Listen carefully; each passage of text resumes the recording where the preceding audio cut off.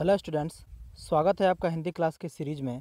आज की इस सीरीज में हम डिस्कस करेंगे 10वीं कक्षा आलोक भाग 2 में संकलित एक कविता जिसका शीर्षक है मृतिका और इसके कवि हैं नरेश मेहता।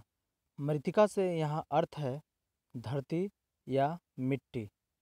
प्रस्तुत कविता में कवि ने मृतिका यानी मिट्टी से मनुष्य का संबंध कैसे रहता है उसका वर्णन किया है। तो आइए सबसे पहले कवि का जीवन परिचय देख लेते हैं। कवि नरेश मेहता का जन्म सन 1922 ईस्वी में मालवा के मध्य प्रदेश के शाजापुर कस्बे में हुआ था। बनारस हिंदू विश्वविद्यालय से एमए करने के पश्चात उन्होंने ऑल इंडिया रेडियो इलाहाबाद में कार्यक्रम अधिकारी के रूप में कार्य प्रारंभ किया। तत्पश्चात विभिन्न महत्वपूर्ण पदों पर कार्य करते हुए उन्होंने अनेक साहित्यिक पत्रों का संपादन भी किया। बन पाखी सुनो, बोलने दो चिड़ को तथा मेरे समर्पित एकांत नरेश मेहता के प्रसिद्ध काव्य संग्रह हैं। संशय की एक रात उनका प्रसिद्ध खंड काव्य है। उनकी साहित्यिक सेवाओं के लिए उन्हें ज्ञानपीठ पुरस्कार से सम्मानित भी किया गया। इनकी मृत्यु सन 2000 ईस्वी में हुई थी। प्रस्तुत कविता में यह दर्शाया गया है कि किस तरह धरती, जिसे हम माँ भी कहते हैं, किस तरह से हमारा लालन पालन करते हुए हमें अनाज से लेकर खाने पीने रहने के लिए सभी वस्तुओं को उपलब्ध कराती है तथा मनुष्य अपने जीवन को और गतिशील अग्रसर करने के लिए इस पे बहुत प्रकार के कल कारखाने और बहुत से नई तकनीकी का इस्तेमाल करके बहुत चीज़ों का निर्माण किया है।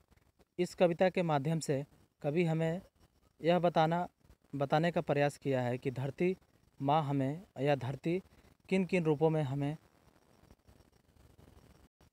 मदद करती है। तो आइए सबसे पहले कविता को एक बार अच्छे से पढ़ लेते हैं, उसके बाद इसकी पंक्तियों को अर्थ सहित समझेंगे। मैं तो मात्र मृतिका हूँ, जब तुम मुझे पैरों से रौंदते हो तथा हल के फाल से विदीर्ण करते हो, तब मैं धन धान्य बनकर मातृरूपा हो जाती हूँ। जब तुम मुझे हाथों से स्पर्श करते हो तथा चाक पर चढ़ाकर घुमाने लगते हो, तब मैं कुंभ और कलश बनकर जल लाती तुम्हारी अंतरंग प्रिया हो जाती हूँ। जब तुम मेले में मेरे खिलौने रूप पर आकर्षित होकर मचलने लगते हो, तब मैं तुम्हारे शिशु हाथों में पहुँच प्रजा रूपा हो जाती हूँ। पर जब भी तुम अपने पुरुषार्थ पराजित स्वत्व से मुझे पुकारते हो, तब मैं अपने ग्राम्य देवत्व के साथ चिन्मयी शक्ति हो जाती हूँ। विश्वास करो, यह सबसे बड़ा देवत्व है कि तुम पुरुषार्थ करते मनुष्य हो और मैं स्वरूप पाती मृतिका। प्रस्तुत कविता में सबसे पहले किसान का संबंध धरती से बताया गया है कि किस तरह किसान धरती को हल जोतकर उसमें बहुत सारे अनाज का रोपण करता है और धरती हमें उसी अनाज को हम खाकर अपना जीवन यापन करते हैं। तो उस अनाज से धरती हमारी माँ के रूप में हमारी सेवा करती है। तो इसको हम ऐसे समझते हैं।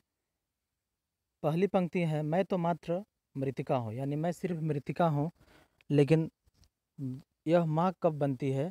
जब तुम मुझे पैरों से रौंदते हो।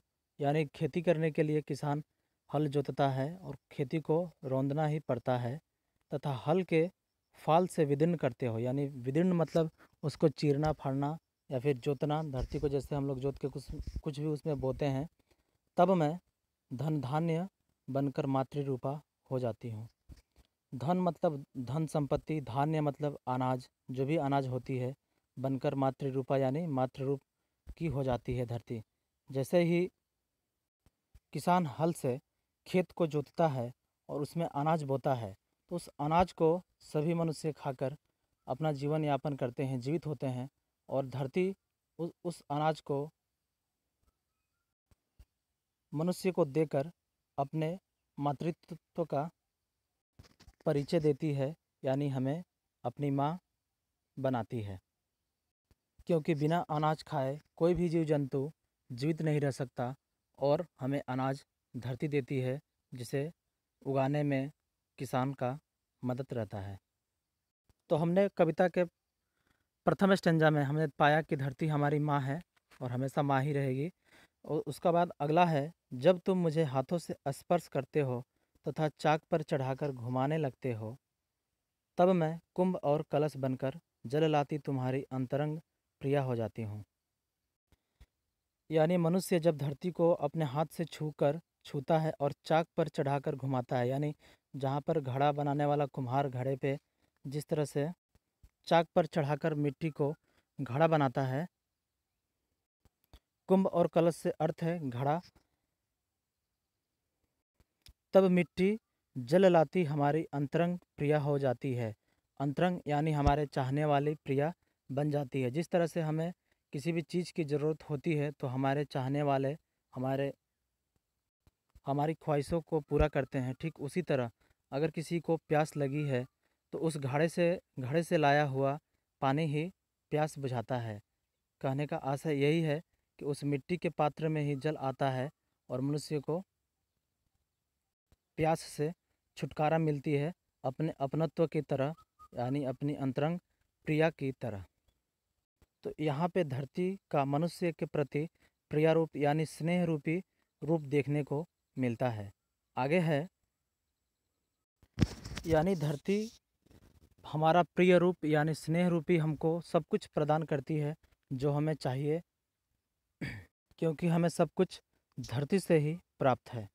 आगे की पंक्तियां हैं, जब तुम मेले में मेरे खिलौने रूप पर आकर्षित होकर मचलने लगते हो, तब मैं तुम्हारे शिशु हाथों में पहुँच प्रजारूपा हो जाती हूँ।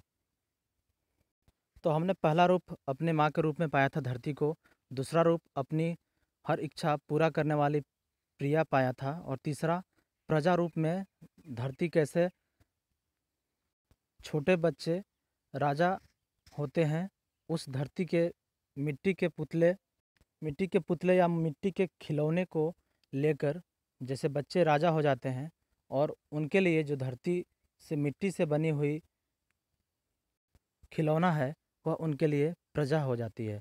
जैसे छोटे छोटे बच्चे जिस तरह से आकर्षित खिलौनों को देखकर उनका मन उछलने लगता है, ललचाने लगता है, तो उनके हाथों में जाकर धरती उनकी सभी मनोकामनाएं पूरा करती है, क्योंकि बच्चे जैसे चाहते हैं उस तरह से खिलौने के साथ खेलते हैं और आनंदित होते हैं। आगे की पंक्तियां हैं, पर जब भी तुम अपने पुरुषार्थ पराजित स्वत्व से मुझे पुकारते हो, तब मैं अपने ग्राम में देवत्व के साथ चिन्मयी शक्ति हो जाती हूँ। यहाँ पे पुरुषार्थ का अर्थ है पुरुष के समर्थ द्वारा किया गया कार्य। स्वत्व से अर्थ है अपनापन। ग्राम में मतलब गांव, ग्रामीण। देवत्व मतलब देवता। चिन्मयी मतलब ईश्वरीय शक्ति। चिन्मयी शक्ति यानी ईश्वरीय शक्ति या ईश्वर की शक्ति। पराजित मतलब हार। तो मनुष्य अपने समर्थ से जो भी कार्य करता है, अगर उसमें वह जीत नहीं हासिल नहीं करने पाता तो वह उदास हो जाता है, लेकिन फिर भी धरती उसे अपनाती है। जब भी उसे पुकारता है मनुष्य धरती को, यानी धरती की जब भी याद करता है हार कर, तो धरती हमेशा उसे अपनाती ही है,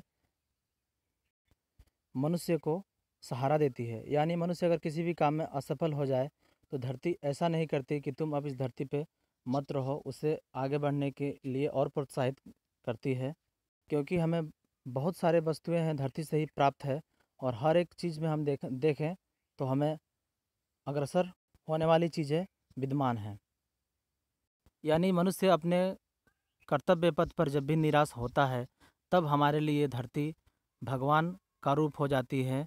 हम उन्हें पूजते हैं, क्योंकि धरती हमें हर वो चीज़ उपलब्ध कराती है जो हमें चाहिए, और वो किसी को भी यह बांट कर नहीं देती कि किसके हिस्से में कितना है। वो सभी के लिए एक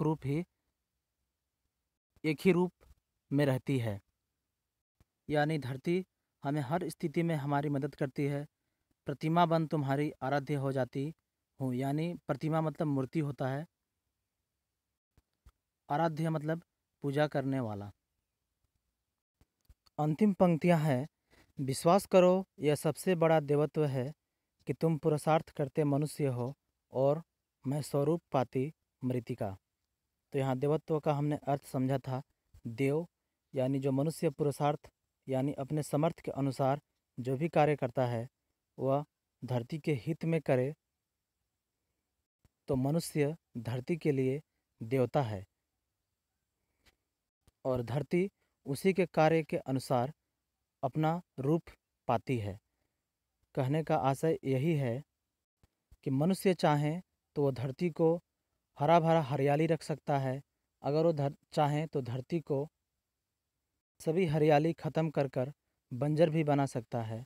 धरती को देखने लायक भी मनुष्य बनाता है और उसका कुरूप भी मनुष्य ही बनाता है। लेकिन अगर